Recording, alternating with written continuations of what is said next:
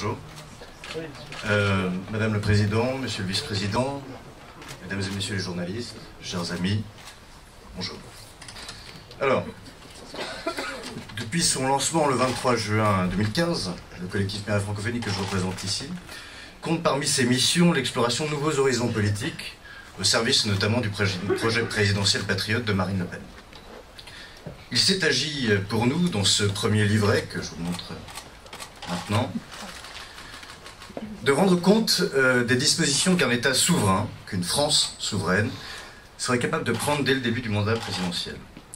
L'enjeu était ici d'ordonner une doctrine moderne et cohérente au service de la puissance et de l'influence d'une France souveraine dans le monde, dans un esprit de coopération, de contrat politique entre nations libres et souveraines.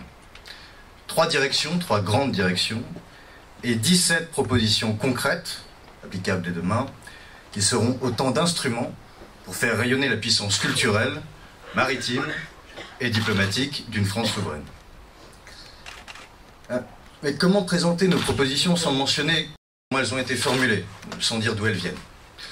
De l'équipe du collectif Méa Francophonie, me direz-vous, pour ceux qui sont habitués, ils sont très nombreux ici sans doute, à lire nos publications.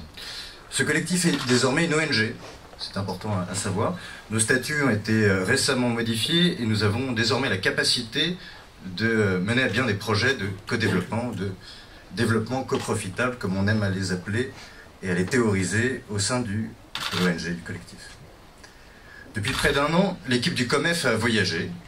Elle a nourri un site sérieux, désormais bien référencé, rencontré et réuni autour de sa déclaration, notamment je pense à la charte Bien chez soi, qui était à destination des pays du Sud francophone. Nous avons rencontré donc des acteurs de terrain, des entrepreneurs, des associatifs.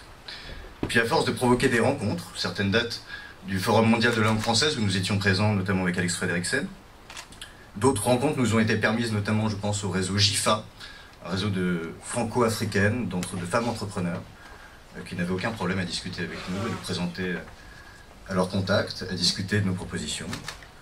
Eh bien, à force d'arpenter les conférences, de chercher le dialogue avec des spécialistes, je me souviens aussi d'une conversation, par exemple, avec le conseiller du président du Togo et Gwenel Blanchot, notre secrétaire général, dans les locaux de la représentation de l'UE à Paris. Voilà, on va partout pour défendre nos idées, pour affiner nos analyses.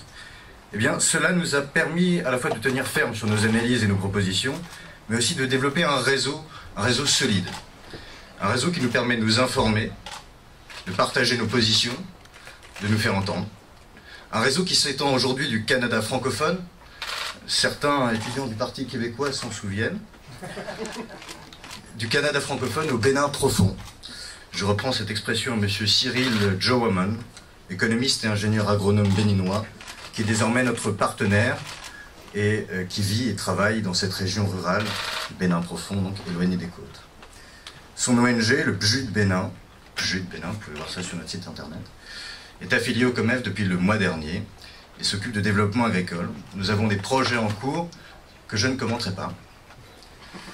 Enfin, puisque l'action intelligente a pour préalable le conseil avisé, je vous laisse le soin de lire les 17 propositions du COMEF qui sont aussi en ligne.